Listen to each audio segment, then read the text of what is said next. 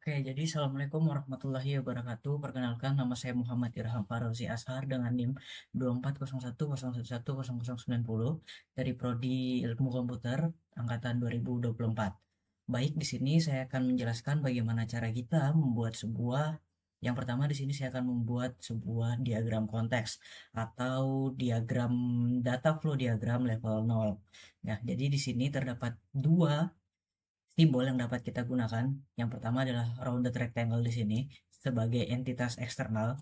Kita tambahkan saja di sini sebanyak 3 biji. Lalu di sini kita menggunakan circle sebagai rangkaian proses yang akan dilakukan. Nah, kemudian untuk menambahkan tanda panah terhadap suatu proses kita akan menggunakan data flow atau aliran data. Di sini kita hubungkan antar entitas dengan proses. Begitu juga dengan yang di sebelahnya, entitas dengan proses, lalu dengan entitas dengan proses lagi yang bagian bawah. Sudah, lalu kita ingin menambahkan sebuah teks di dalamnya. Seperti yang kita lihat di dalam sebuah file ini. Nah, entitas pertama adalah sebuah pelanggan. Jadi di sini kita masukkan entitas pertama adalah pelanggan. Lalu entitas kedua di sini ada admin. Kita tambahkan juga admin. Lalu entitas terakhir adalah barber atau tukang cukur. Nah, terus rangkaian prosesnya di sini adalah Smart Hair Digital System. Smart Hair aja kita tulisnya. Nah, untuk menambahkan teks dalam aliran data, kita bisa langsung double klik, lalu menambahkan teks. Di sini kita masukkan input foto dari pelanggan. Input foto pelanggan. Seperti itu. Begitu juga dengan keterangan lainnya di sini.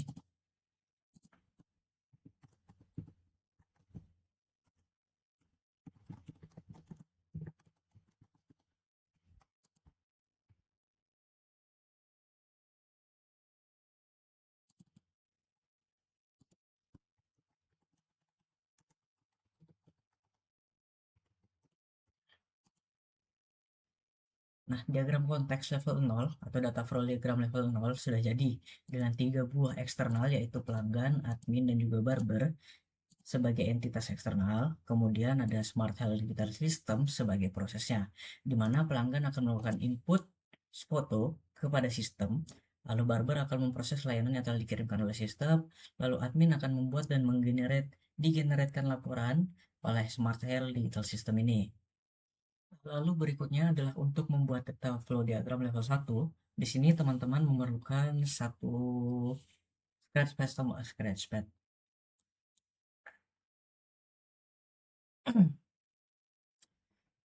Berikutnya, untuk membuat data flow diagram level 1 di sini teman-teman bisa lihat di menu sebelah kiri terdapat data flow diagram. Jika belum ada, teman-teman bisa klik tanda plus more shapes, lalu mencari data flow diagram dan mencentang data flow diagram ini. Apply, lalu akan muncul di sebagian sini. Nah, kita akan buat di sini yang pertama sebagai entitas ada 1, 2, 3, 3 buah entitas seperti data flow diagram level 0 tadi. Di sini kita namakan sebagai pelanggan entitas pertama. Entitas keduanya adalah barber, dan yang ketiga adalah admin. Lalu sama dengan data flow diagram level 0, di sini kita akan menggunakan circle sebagai rangkaian prosesnya di sini.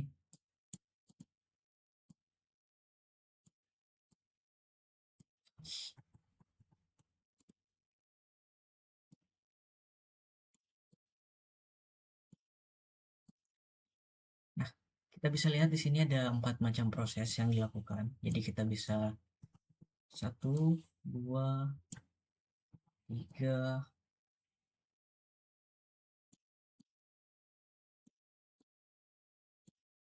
dan 4 macam proses. Nah, lalu di sini untuk sebuah data store, di sini teman-teman bisa lihat ada opsi data store pada menu data flow diagram. Kita masukkan saja 1, 2, Data store ini terhubung dengan tiap rangkaian proses ya teman-teman. 3, 4,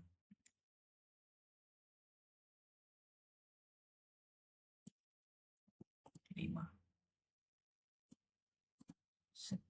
Nah, di sini kita bisa melakukan apa namanya? Memasukkan teks untuk tiap prosesnya. Di sini sebagai proses pertama, kita tandai dengan P1, rekomendasi oleh sistem. Rekomendasi sistem. Lalu untuk proses kedua, kita masukkan saja di sini proses 2, service order. Lalu untuk proses ketiga di sini adalah monitoring. Proses 3, monitoring. Lalu untuk proses keempat di sini pembayaran dan laporan.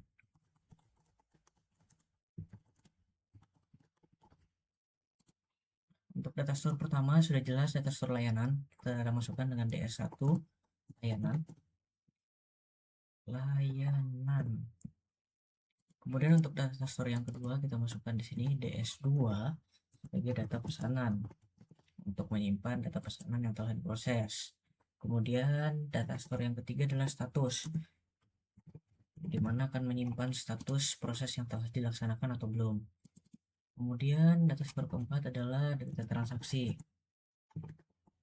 DS4 data transaksi. Kemudian yang terakhir adalah data store laporan, DS5 laporan. Sama dengan data flow dalam level 0, cara menghubungkan kita menggunakan aliran data atau data flow untuk menghubungkan antar proses dan juga data store.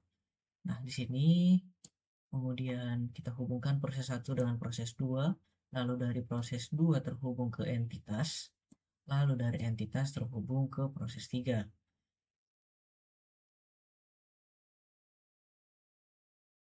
Lalu dari proses 3 terhubung ke proses 4, lalu dari sini saling terhubung,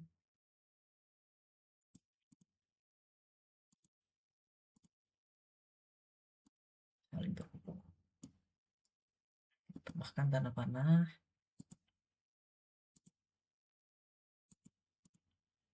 Lalu untuk menghubungkan data store, kita tinggal menghubungkan saja store, data store, data store, data store, data store. Nah, untuk menambahkan teks seperti data flow diagram pertama, kita tinggal double klik. Di sini untuk kita menambahkan, di sini sebagai user, misalnya dia di sini diminta untuk menginputkan foto, jadi kita tambahkan saja. Lalu sistem ini taruh, kita ubah panahnya menjadi 2, jadi mereka saling mengirimkan informasi dan bertukar informasi antar proses dan juga entitas. Di mana di sini pelanggan akan melakukan input foto kepada sistem, kemudian sistem akan memberikan rekomendasi kepada pelanggan. Setelah dua hal ini dilakukan, maka kan data tersebut akan disimpan di dalam data store. Kemudian lanjut kepada proses kedua, di mana sistem akan memberikan instruksi kerja kepada barber. Kemudian barber akan melakukan monitoring dengan melakukan update status. Semuanya setelah proses tersebut dilakukan, maka semuanya akan disimpan ketika sistem memberikan instruksi. Sistem juga akan menyimpan data tersebut dalam data pesanan. Kemudian setelah barber mengupdate status pesanan, proses ketiga adalah monitoring, di mana setelah dilakukan monitoring akan disimpan ke dalam data store 3, yaitu status pesanan. Kemudian setelah itu proses terakhir adalah pembayaran dan generate laporan, di mana admin akan melakukan proses konfirmasi pembayaran.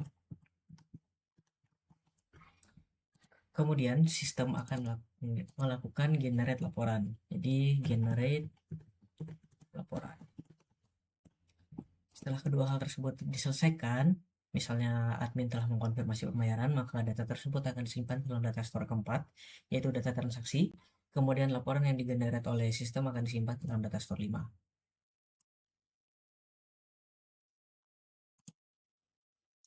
Kemudian yang berikutnya adalah data flow diagram level 2. Di sini yang membedakan data flow diagram level 2 dan level 1 bisa kita lihat. Jadi proses pertama memiliki turunan proses. Nah, untuk membuatnya sama dengan data flow diagram level 1, di sini kita menggunakan rectangle untuk untuk menginput entitas. Jadi kita menggunakan 3 entitas sama seperti data flow diagram sebelumnya. Kemudian rangkaian proses di sini kita bisa masukkan di sini. Ini proses utama.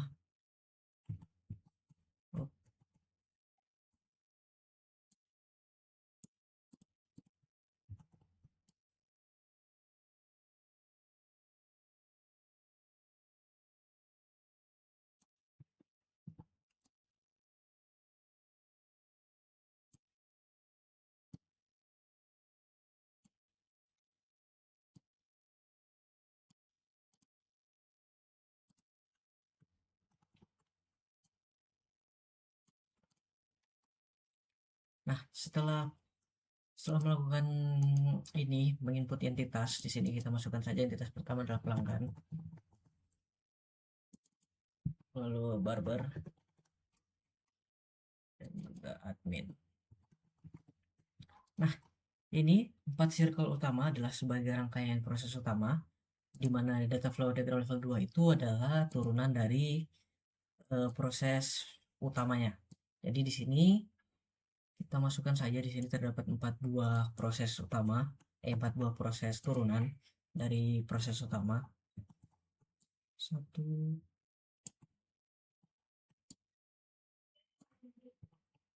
3, dan 4. Nah, kita di sini bisa melakukan proses 1, rekomendasi sistem, di mana proses turunannya di sini berupa proses 1.1 P1.1.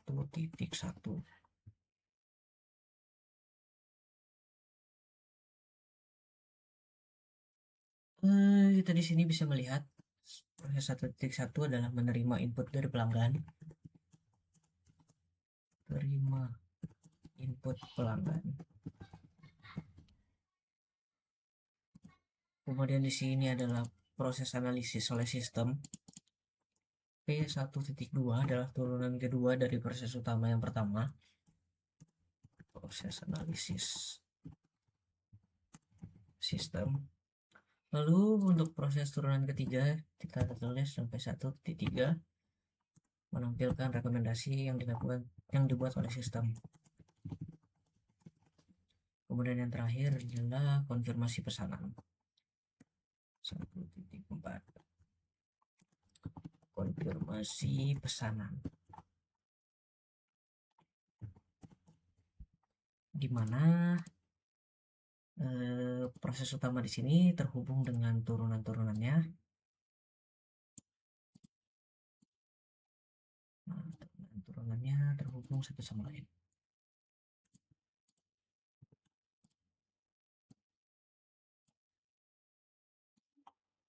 Lalu sama halnya dengan data flow diagram sebelumnya, di sini juga terdapat data store. Kita bisa simpan di sini.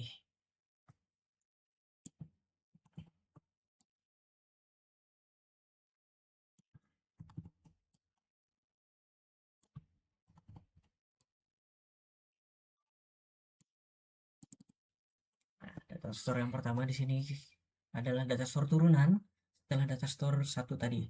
Jadi di sini kita namakan dengan data store 1.1 model. Kemudian untuk di sini data store 1.2 sebagai harga layanan. Jadi setelah memproses analisis, sistem akan menggenerate dan menyimpan harga layanannya. Kemudian di sini adalah referensi. Data store 1.3 referensi DS1.3. DS1.3 menyimpan referensi.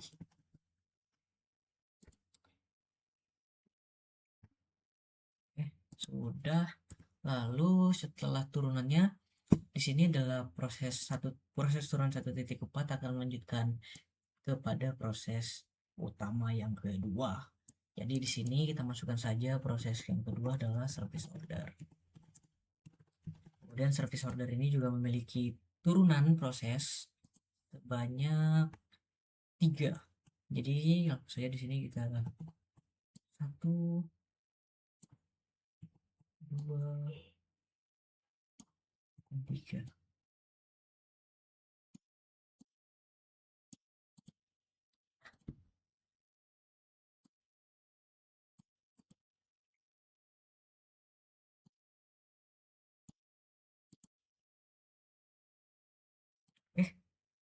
Di sini untuk proses 2.1 yaitu membuat detail order. Jadi kita di sini P2.1 membuat detail order sebagai turunan dari proses utama yang kedua. Kemudian P2.2 adalah mengajukan kepada barber. Kemudian untuk proses turunan yang terakhir dari proses utama yang kedua adalah proses 2.3 yaitu mengirim instruksi kerja.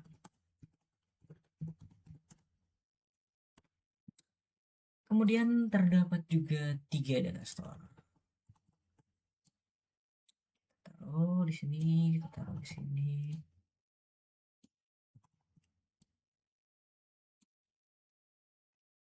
Oke. Lalu dari proses utama yang kedua akan terhubung dengan proses turunannya, proses turunannya akan terhubung juga, proses turunannya juga akan terhubung. Lalu proses turunan yang terakhir akan terhubung dengan proses utama yang ketiga.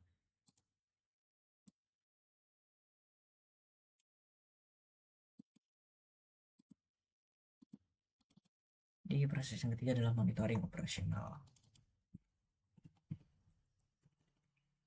Proses 3 monitoring.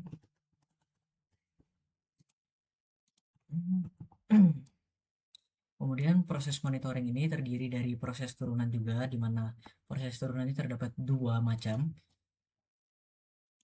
Jadi ada 1, 2. Jadi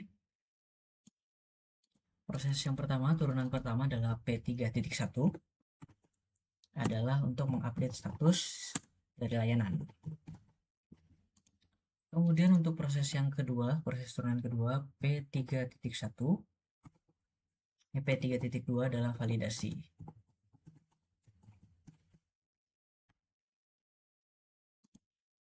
Kemudian terdapat 1 buah data store.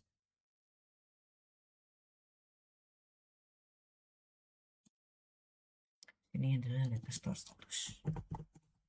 Oh ya, ini kita ubah dulu data store-nya DS 2.1. Di sini adalah antrian. Kemudian D2.2 adalah jadwal. Kemudian D2.3 adalah order. D2.3 order. Kemudian untuk D3.1, DS3.1 adalah status. Nah, kemudian berikutnya untuk ini kita akan hubungkan antar proses utama dengan proses turunannya. Proses 3 akan terhubung dengan proses turunan 3.1. Kemudian proses 3.1 juga terhubung pada proses 3.2. Lalu setelah proses ini akan terhubung dengan proses utama yang terakhir atau proses 4. Di mana proses 4 ini ada terdiri dari layanan, pembayaran, dan juga laporan. Proses 4, pembayaran, dan laporan. Di mana pembayar proses yang keempat ini juga memiliki turunan proses sebanyak 4 macam turunan proses. Jadi kita langsung saja 1, 2, 3, 4 turunan prosesnya. Untuk turunan proses yang pertama dari proses keempat ini kita beri nama dengan P4.1 tentu saja. P4.1. Nah, di sini kita namakan dengan hitung tagihan. Kemudian untuk turunan yang kedua P4.2 di sini proses pembayaran. Kemudian proses berikutnya adalah P4.3. Di sini cetak struk.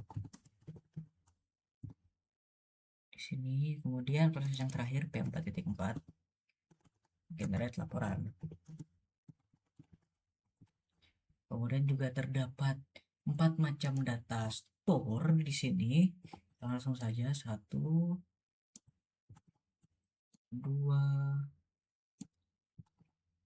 3, 4. Untuk data store turunan pertama dari proses keempat, di sini kita beri nama dengan data store harga layanan. Data store 4.1 harga layanan. Data store 4.2 di sini kita simpan sebagai transaksi. Kemudian data store 4.3 kita simpan untuk log struk. Kemudian data store yang terakhir, data store 4.4 untuk menyimpan laporan. Sisanya adalah tinggal menghubungkan proses utama kepada proses turunannya.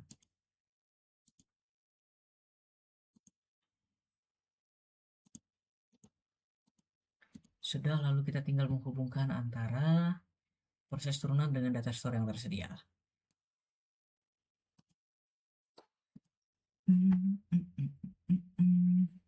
Kemudian yang terakhir adalah flowchart diagram.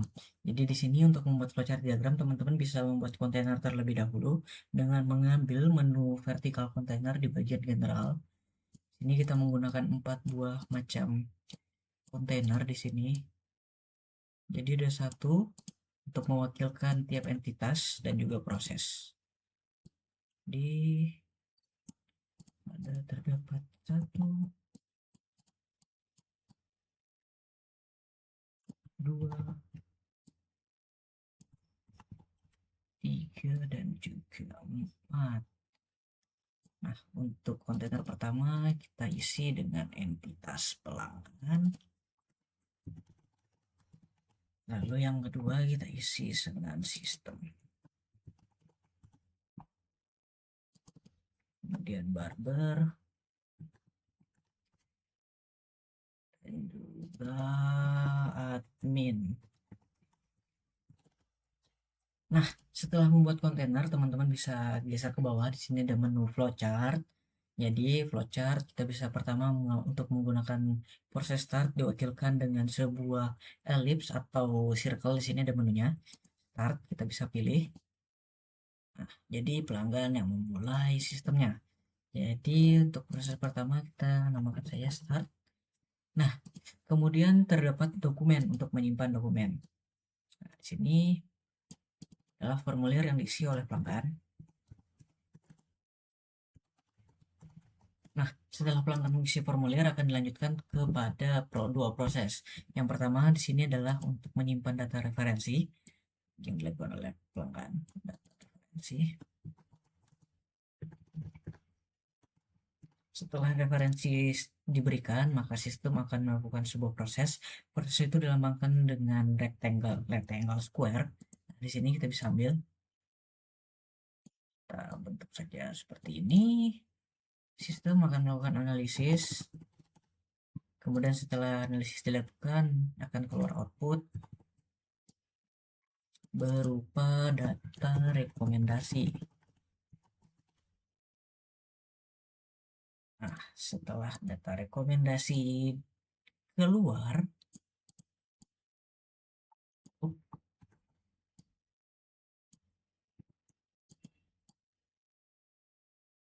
selanjutnya adalah kita hubungkan dulu aja.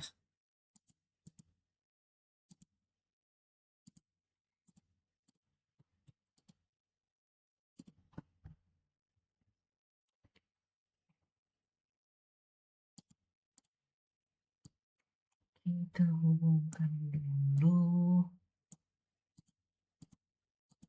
Nah, terjadi sebuah perulangan, di mana ini akan meminta persetujuan dari pengguna, setuju atau tidak.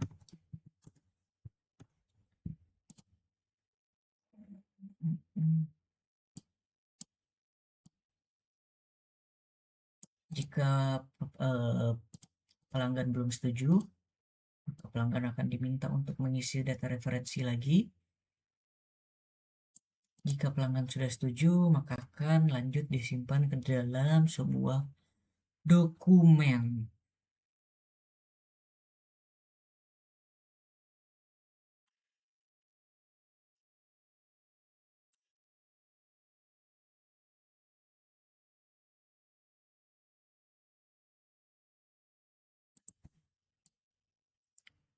Di sini dengan disimpan konfirmasi, formulir konfirmasi. Nah,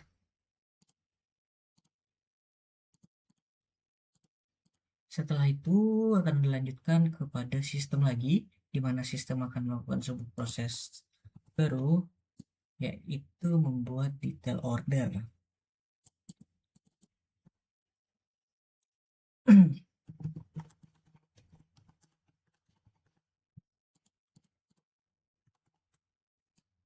Lalu sebuah dokumen untuk menyimpan work order.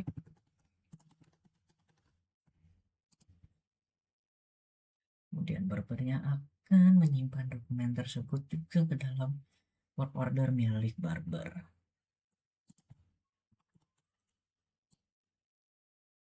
Kemudian barber akan memproses layanan,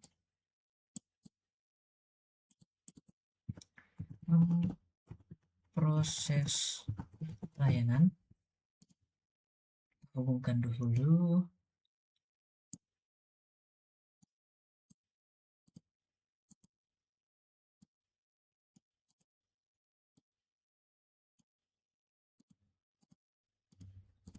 Nah, setelah barber melakukan proses layanan, kemudian sistem akan menyimpannya ke dalam dokumen status layanan.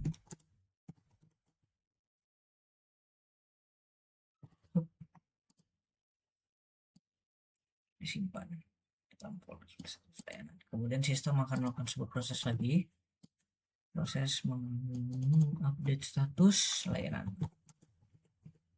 Nah, setelah diupdate status layanan, di sini kita gunakan saja multi dokumen, di mana multi dokumen ini menyimpan banyak dokumen.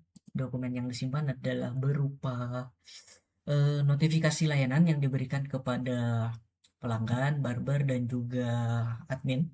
Jadi di sini kita simpan notifikasi layanan. Notifikasi. Setelah diberikan notifikasi layanan, pelanggan akan melakukan sebuah prosesnya yang dilakukan oleh pelanggan adalah proses pembayaran.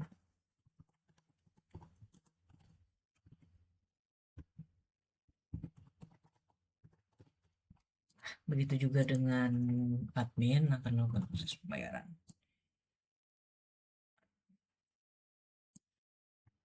Hubungkan saja terlebih dahulu.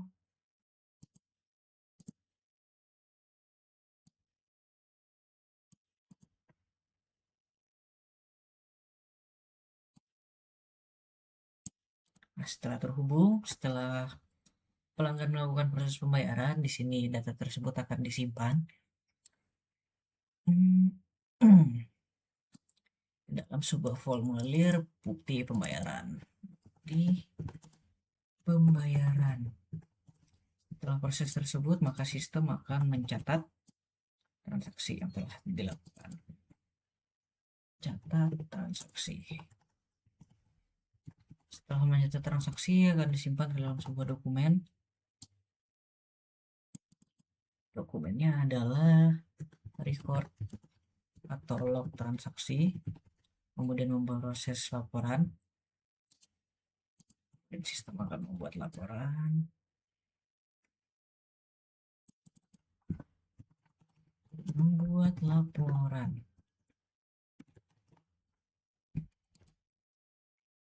Kita hubungkan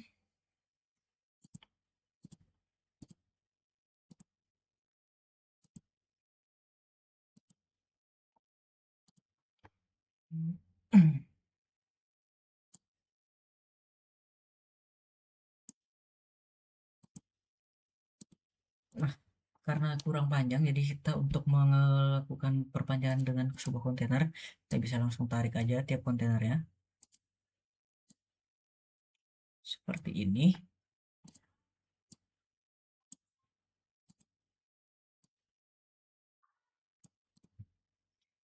Jadi setelah melakukan proses laporan yang dilakukan oleh sistem, kemudian laporan tersebut akan disimpan ke dalam dokumen.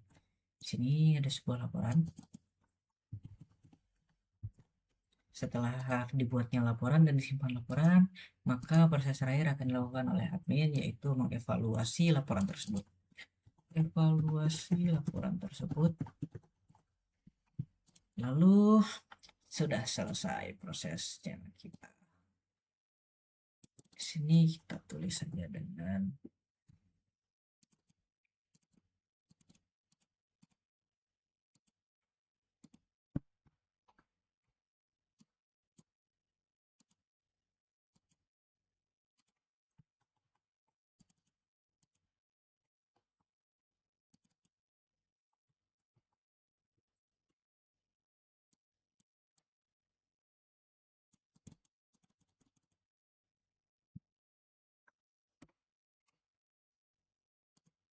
N di sini.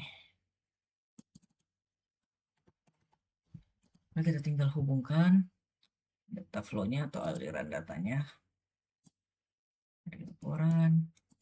Kemudian setelah dokumen laporan akan dievaluasi oleh admin.